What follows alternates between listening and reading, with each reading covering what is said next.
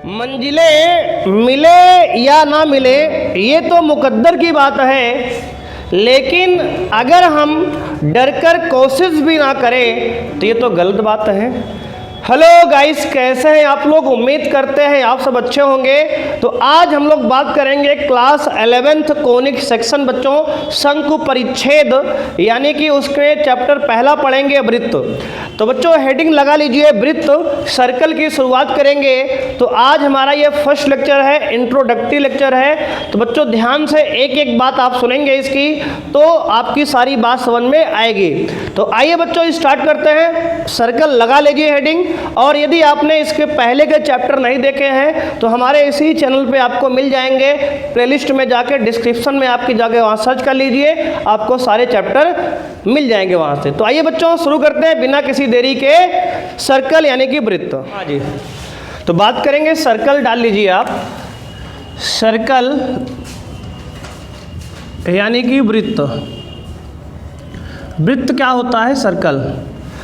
तो सर्कल जो है किसी एक बिंदु का ऐसा बिंदुपथ होता है जिसकी किसी पॉइंट से जो डिस्टेंस होती है वो हमेशा ही कांस्टेंट होती है किसी फिक्स्ड पॉइंट से, और उस फिक्स्ड पॉइंट को सेंटर कहते हैं और फिक्स्ड दूरी को रेडियस कहते हैं। ध्यान सुनोगे, पहले डेफिनेशन नोट करोगे सर्कल होता क्या है। तो सर्कल सुनो, किसी ऐसे बिंदु का बिंदुपथ है जिसकी एक नियत बिंदु से किसी फिक्स्ड बिंदु से जो डिस्टेंस होती है हमेशा कांस्टेंट होती है, और इस फिक्स्ड बिंदु को मतलब कि निश्चित बिंदु को केंद्र कहते हैं, और एक निश्चित दूरी को जो है ये इसको त्रिज्या कहते हैं। Circle is a collection of all points. लिख लो, सर्कल क्या होता है? Circle is a collection of all points. Circle is a collection of all points which is equidistant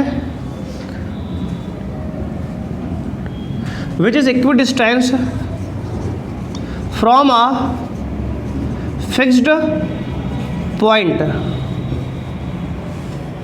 Circle is a collection of all points which is equidistant from a fixed point.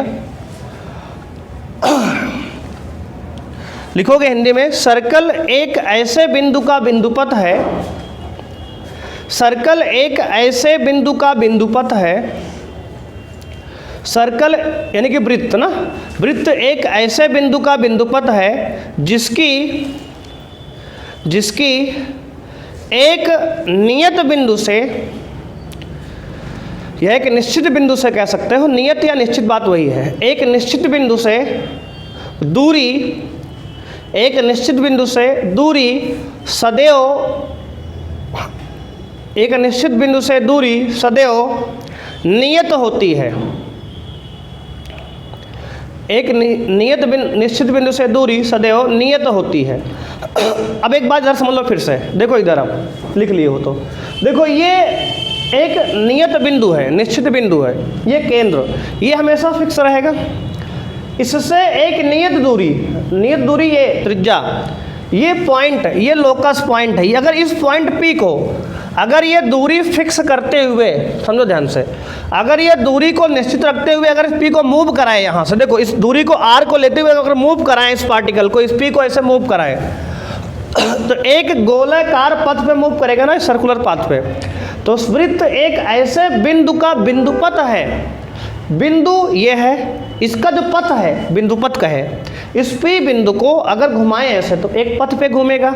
तो वही हम कहें, इस P बिंदु यानी वृत्त एक ऐसे बिंदु यानी पी वाला बिंदु, इस बिंदु का एक बिंदुपथ है जिसकी एक नियत बिंदु से दूरी नियतांक होती है, कांस्टेंट होती है।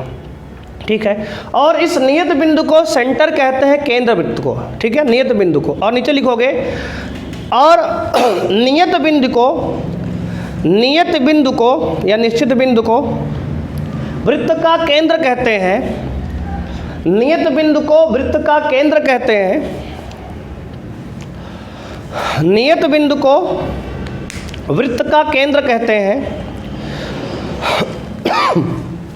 और नियत दूरी को वृत्त की त्रिज्या कहते हैं, और नियत दूरी को वृत्त की त्रिज्या कहते हैं, और नियत दूरी को वृत्त की त्रिज्या कहते हैं। ठीक है, मतलब इस फिक्स्ड पॉइंट को सेंटर कहते हैं और इस फिक्स्ड डिस्टेंस को रेडियस कहते हैं सर्कल की। बात समझ में आ गई कि नहीं आ गई जी? ये हो गई डिफिनीशन। हालांकि डिफिनीशन आपसे पूछा कभी नहीं जाएगा, लेकिन अगर चैप्टर शुरू हो रहा है थोड़ा सा इंट्रोडक्शन जरूरी होता है कि थोड़ा बात समझ में आए कि हम पढ़ क्या रहे हैं।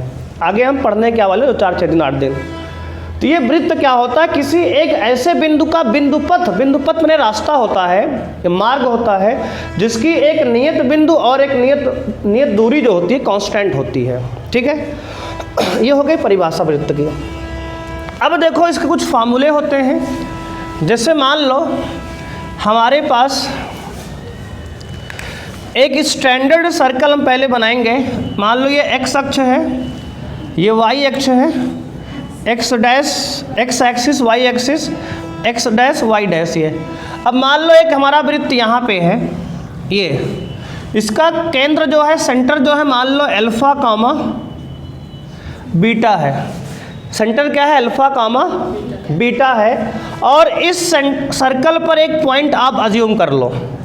इस सर्कल पे आप एक पॉइंट अज्यूम कर लो, मान लो एक्स कामा वाई हमने अज्यूम कर लिया। क्योंकि आपको इक्वेशन एक्स या वाई में चाहिए ना, हमें इक्वेशन किस में चाहिए? हमारे पास जो वेरिएबल होते हैं, अक्षर होते हैं, एक्स या वाई होते हैं। तो इसका फार्मूला कैसे डिराइव होगा? देखो ध्यान समझो। तो हमने कहा ये हमारा क्या है कि सेंटर है सी, सेंटर है सी, सेंटर है पी, जो है सर्कल पे लाई करने वाला कोई दूसरा पॉइंट है। सेंटर से उस पॉइंट की दूरी जो होती है त्रिज्या कहलाती है, आर कहलाती है, हम लोग जानते हैं बात, है ना। तो एक सर्कल है जिसका सेंटर अल्फा कामा बीटा है, और एक पॉइंट है पी जो एक्स कामा वाई जिसके कोऑर्डिनेट है, निर्देशांक है। बात समझ में यहाँ तक आई सबको? अब हमें इस सर्कल का इक्वेशन निकालना है, समीकरण निकालना है। कैसे निकालेंगे? तो ये बताओ हम ध्यान से। ये हमारा सेंटर है जो अल्फा कामा बीटा है सर्कल का, उधर खिसका लो थोड़ा सा। अब ये P point x comma y है, इसकी डिस्टेंस सी पी होगी, है ना।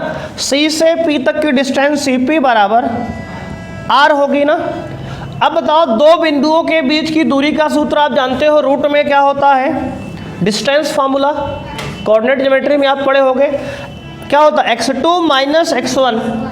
तो क्या होता है? x2 माइनस x1 का स्क्वायर और प्लस y2 माइनस y1 का स्क्वायर बराबर ये r ऐसे के ऐसे रहेगा। अब देखो x मान लेते हैं ये x1 y1 है और ये मान लेते हैं कि x2 y2 है। तो आप अगर घटाओगे, यहाँ पे ध्यान दोगे तो x में से अल्फा घटेगा तो आएगा x माइनस अल्फा का होल स्क्वायर,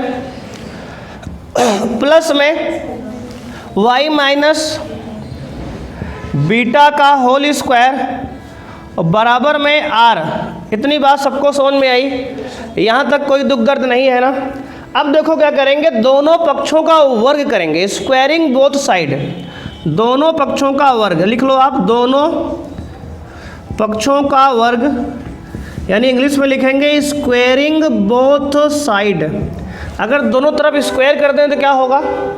देखो इधर स्क्वायर करोगे रूट हट जाएगा, समझ रहे हो आप। LHS में स्क्वायर करने से रूट क्या होगा?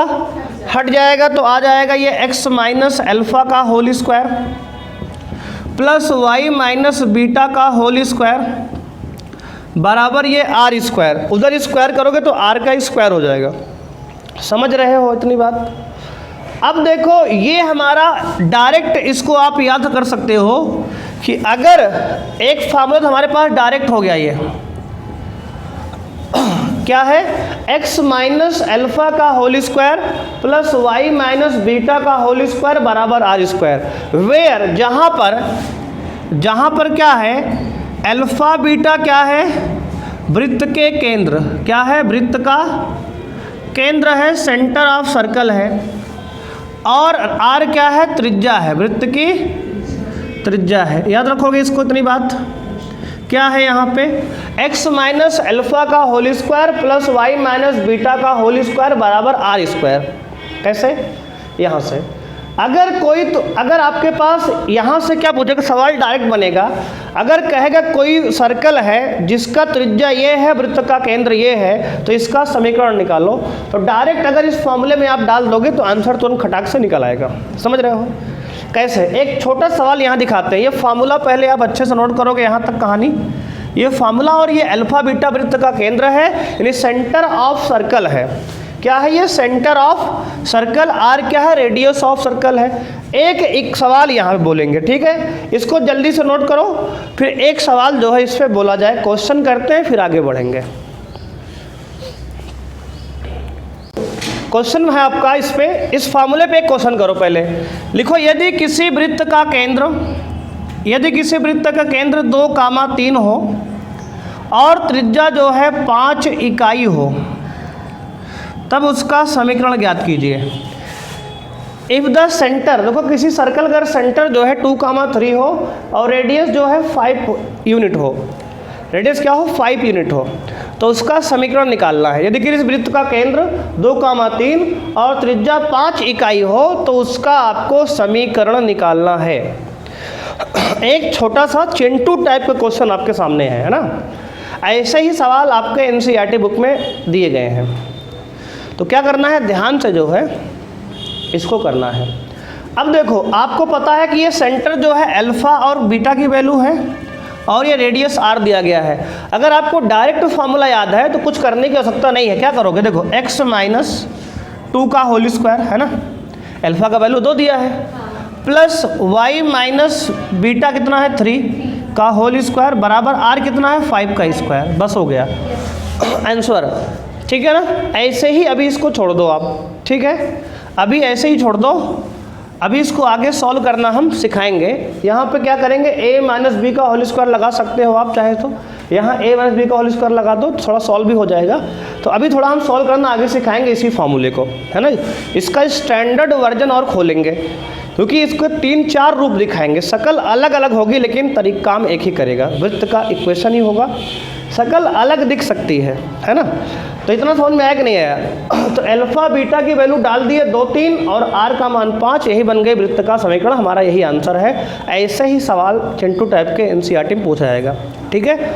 बहुत आसान सवाल है। एनसीईआरटी तो आज ही खत्म हो जाएगी अगर वृत्त हम बात करें तो, इतना कम सवाल उसमें है।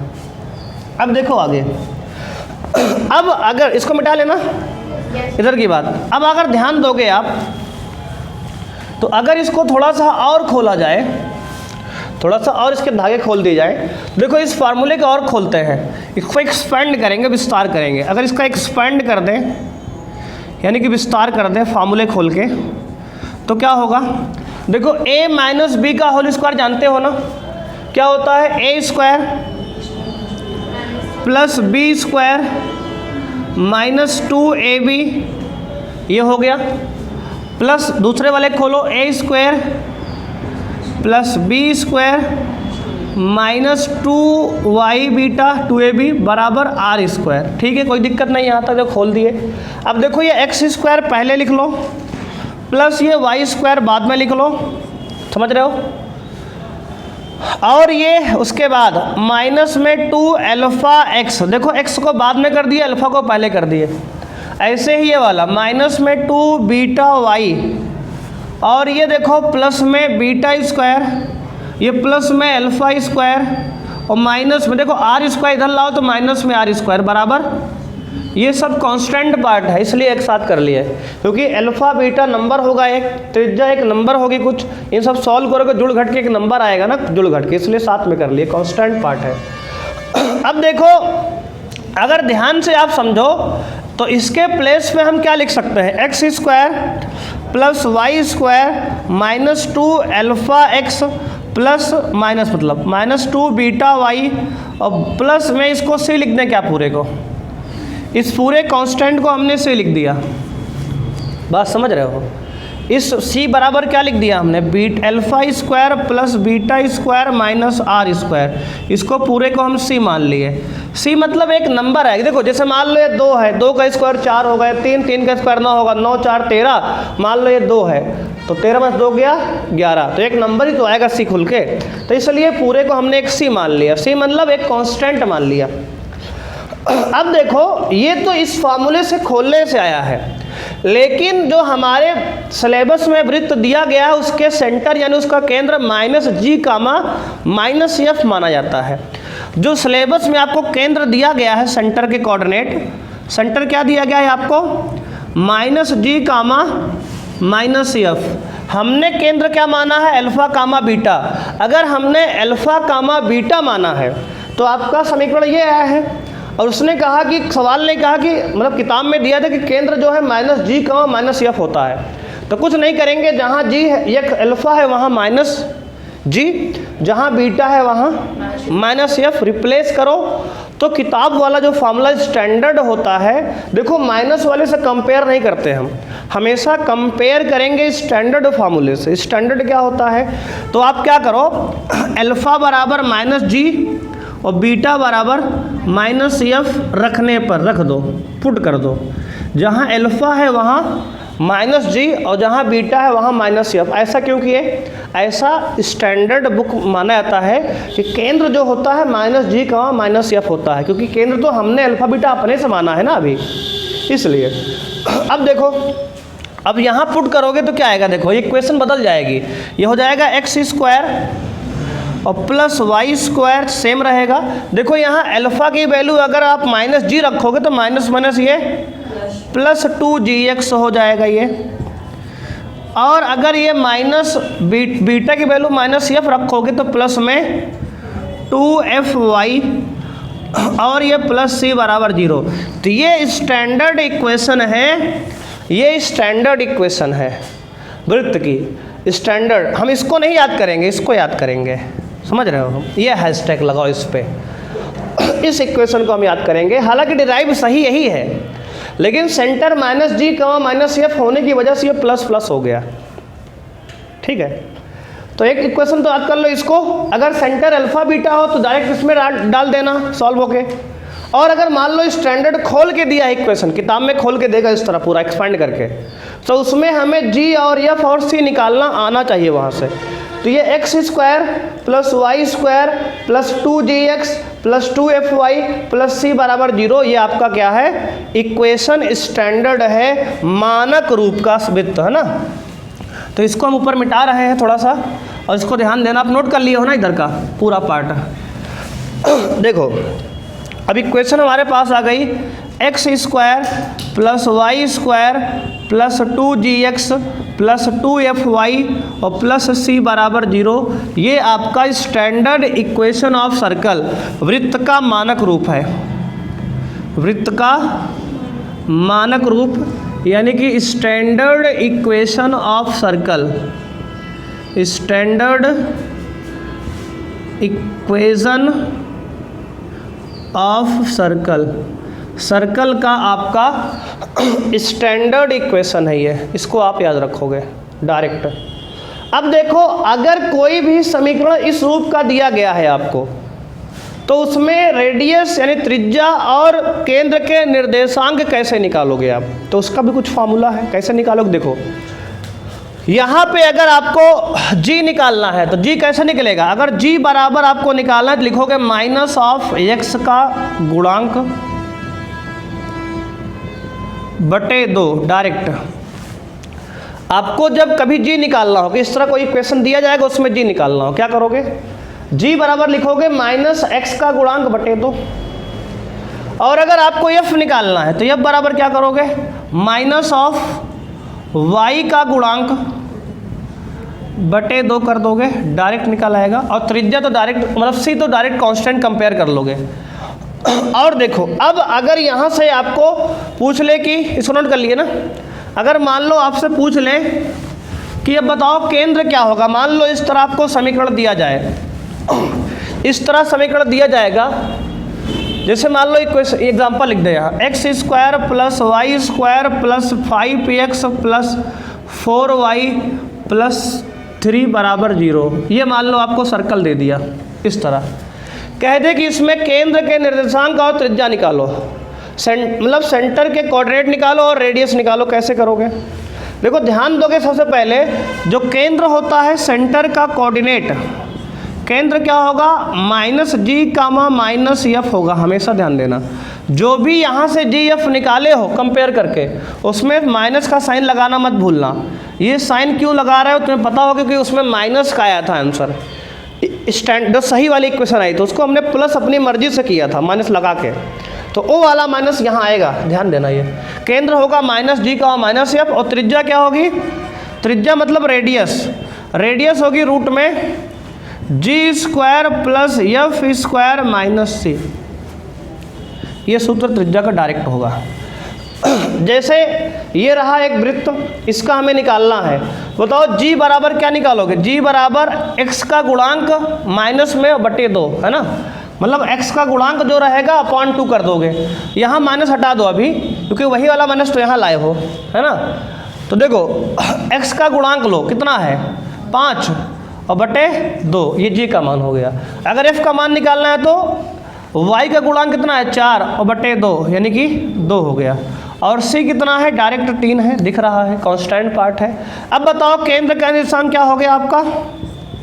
-5/2, 2 -2 कि प्लस में कि माइनस में? तो आप कहो केवल माइनस। ध्यान देना, क्योंकि जो भी यहाँ से वैल्यू आई है उसमें माइनस लगाना मत भूलना, उसको साइन उल्टा कर देना। माइनस तो प्लस कर देना, प्लस तो माइनस कर देना। अब त्रिज्या क्या बोलोगे आप? तो आप कहोगे त्रिज्या जो होगी सर, ये होगी √g²। जी मतलब 5/2 का स्क्वायर, और प्लस r मतलब 2 का स्क्वायर, और -3 क्या है? देखो formula g² + f² - c, c मतलब 3। अब देखो सॉल्व करो, इसको कितना आएगा?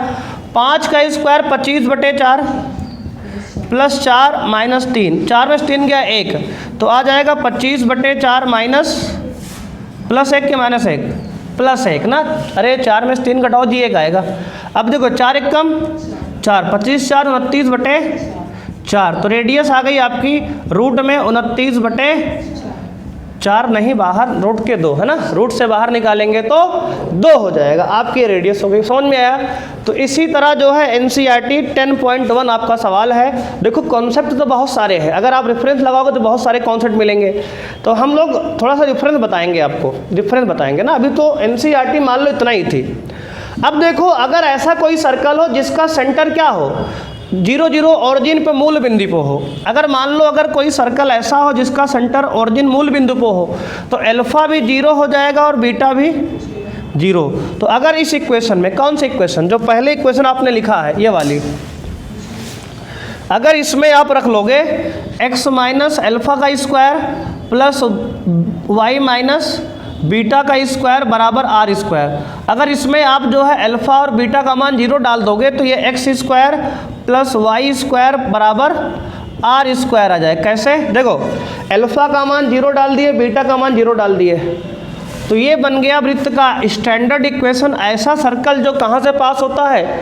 मूल बिंदु से, ओरिजिन से पास होता है। तो NCERT बुक में इस पर भी सवाल दिए हैं। इसका केंद्र क्या होगा? 0 0, त्रिज्या क्या है? r है। तो इस वृत्त का केंद्र क्या है? 0 0, त्रिज्या क्या है? r है। ठीक है, बात समझ में आई कि नहीं आई? ठीक है, तो आप जो है यहाँ पे जो है आपका जो है लगभग इंट्रोडक्शन पार्ट NCERT के हिसाब से ख़त्म हो गया। NCERT में इतना ही दिया गया है। आगे कल हम सवाल करेंगे, कुछ और कॉन्सेप्ट जो रेफरेंस बुक में आपके दिए गए हैं उसको बताएंगे अभी। ठीक है ना? तो आज के लिए इतना ही, मिलते हैं नेक्स्ट क्लास में।